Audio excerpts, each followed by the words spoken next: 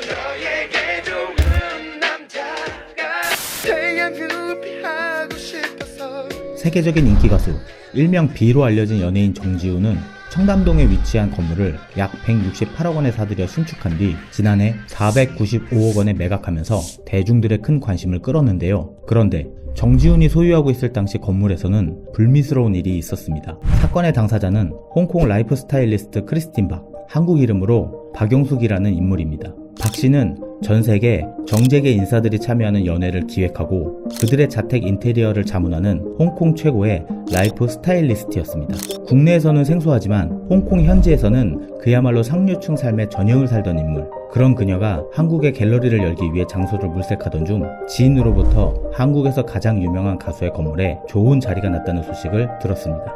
그곳에 화랑을 열 수 있도록 특별히 힘써주겠다는 설득에 박 씨는 부푼 마음을 안고 한국으로 향했습니다. 그러나 이 일을 계기로 박 씨의 인생은 180도 달라졌습니다. 박 씨가 정지훈의 건물에 입주 계약을 하기 위해 한국을 방문한 건 2009년. 건물이 마음에 들었던 박 씨는 보증금 1억에 월세 400만 원, 부가세 별도를 조건으로 약 20개월을 계약했습니다.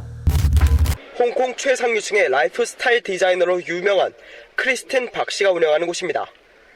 그런데 지난 6월 폭우로 갤러리가 침수돼 고가의 미술품이 물에 젖고 곰팡이가 피는 등 엄청난 피해를 겪었습니다.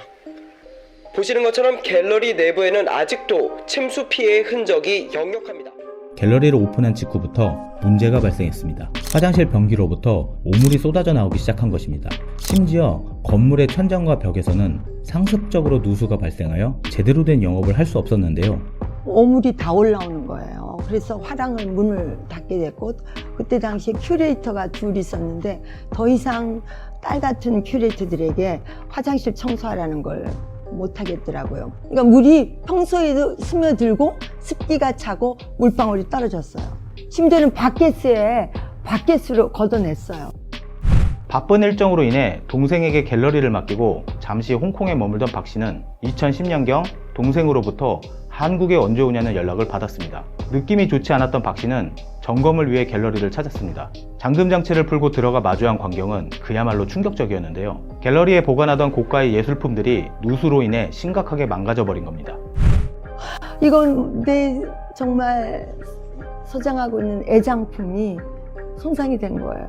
물이 젖어서 어떤 거는 밤색 시루떡같이 그런 이렇게 돼가지고 9시 돼서 쫓아갔죠. 예, 원상복귀해주고 화랑과 그림을 배상하라. 그 전에는 임대료 못 낸다. 알았다고 했습니다. 그리고 저는 너무 속상해가지고 그 시간으로 바로 홍콩으로 가버렸죠.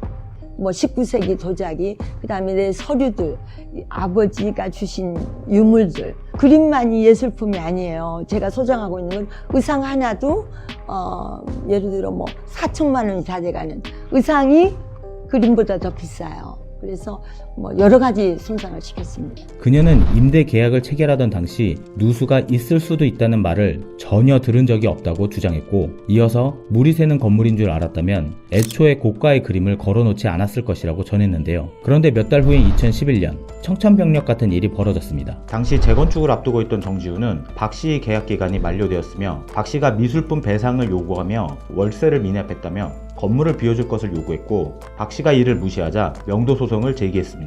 이에 재판부는 계약서에 건물의 유지 및 보수는 임차인이 관리한다는 조항을 빌어 정지훈이 손상된 그림에 대해 배상할 필요가 없다고 판단했고, 따라서 정지훈이 보증금을 반환하는 것과 동시에 박 씨가 건물을 비울 것을 판결했는데요. 이후 계속되는 소송으로 인해 박 씨의 거취가 불분명해졌고, 박 씨는 약 3년 동안 이곳저곳을 떠돌아다니며 버티다가 2014년 7월경 결국 갤러리로 돌아오게 되었습니다. 그런 박 씨를 맞이한 건 펜스로 둘러진 건물 공사 현장이었습니다. 판결문이 나왔는데도 정지훈은 지키지 않았고, 집행 정지를 당했는데도 지키지 않았기 때문에 나는 내 화랑으로 들어갈 의무가 있다 해서 방향을 바꾼 거죠. 그 들어갔더니 머리 포니테일한 다 나고 옆에 뭐 가방 드는 사람이 나타나오더니 이걸 보더니 내 손에 들고 있는 굉장히 내 소장품이 금그릇이에요. 그걸 잡아 빼더니 손을 비틀어 가지고 그걸 던지고 저를 갖다가 바닥에 쳐버렸어요. 박 씨를 심하게 폭행한 사항에 대해서는 2명의 증인이 있으며 이들이 재판부에 해당 상황을 설명한 자료도 존재합니다. 부당한 대우를 당했다고 생각했던 박 씨는 정지훈을 사문서 위조 혐의로 고발했고 억울한 마음에 정지훈을 비난하는 대자보를 게재하고 서울중앙지방법원 앞에서 1인 시위까지 진행했습니다. 이에 전부터 명예훼손으로 박 씨를 고발해온 정지훈은 무고죄로 또 한 번 박 씨를 고소했는데요. 재판 결과 1심에서 집행유예 2년을 받은 박 씨. 하지만 양쪽 모두 항소하면서 2심으로 이어졌고 재판부는 정지훈의 손을 들어줬습니다. 결국 패소한 박 씨는 징역 10개월형을 받은 후 만기 출소했습니다. 박 씨가 정지훈에게 새로운 소송을 제기하며 사건은 새로운 국면을 맞이했습니다. 내용인즉슨 정지훈이 박 씨에게 부가세를 제외한 보증금을 반환하라는 재판부의 2011년 명령을 10년이 지난 지금까지 이행하지 않고 있다는 주장이었습니다. 하지만 이에 대해 해당 보증금이 박 씨의 임대료 미납과 부가세 미납 때문에 이미 소진됐다는 입장을 밝힌 바 있습니다. 보다 정확한 보도를 위하여 1호 시사 취재진은 정지훈 소속사에 공문을 보냈지만 아무런 답변을 받을 수 없었습니다.